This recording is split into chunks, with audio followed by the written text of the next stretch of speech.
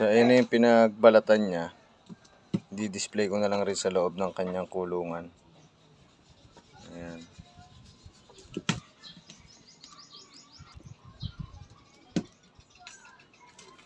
Ang laki-laki ng pinagbalatan, oh. Ayan, magbibuild natin yung bahay ng ating tarantula. At namalat na. Nabigyan rin tayo ng ating kumpare ng tarantula. Ayan, malaki. Male siya, male. At binigyan rin tayo ng ating kumare ng dalawang 10 months na tarantula. Ito ay female. Ayan. At ito ay male.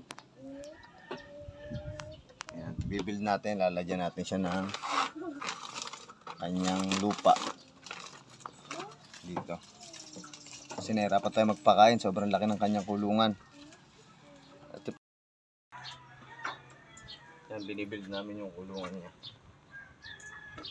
Alat mo na. Pinalaki namin. Tingin ko ano to, yung may konting lupa tapos yung ano ng buko. Okay na yun. Inyog. Ayan, lalagyan natin siya ng bahay. Ayan yung magiging bahay niya. Yung lumang kahoy. Ayan.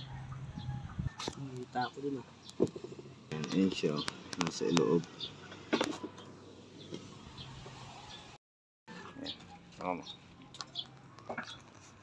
Ayan, ayusin natin, lalagyan natin ng kahoy. Masyado na siyang malaki.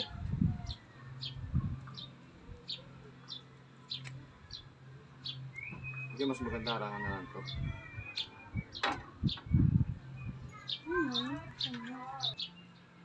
Napak.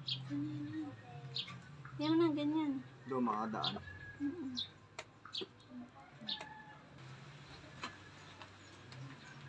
Lagyan lang natin siya ng takip para hindi siya maabot ng bata.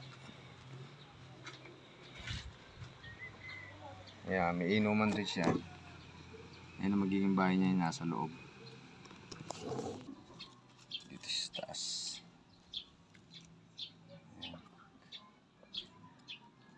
Ang laki niya, oh. Ayan, oh. Grabe laki nito. Kasi nasa sa isang baso ng tubig. Bago tong dalawang maliit na to,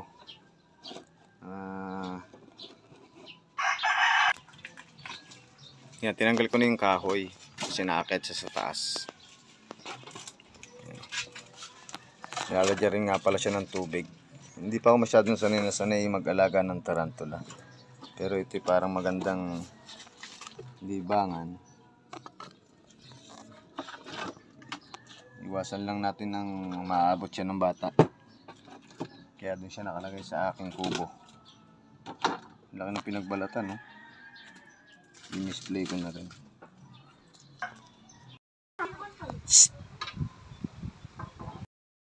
Ayan, buo na ang kanyang kulungan. Ito yung malaki. Ito yung dati niyang kulungan. Ito na lang ginawa kong pinakabahay niya sa ilalim. Ito ang ginawa kong bahay. Isa, dalawa, tatlo na ang ating tarantula. At ito yung pinakamalaki.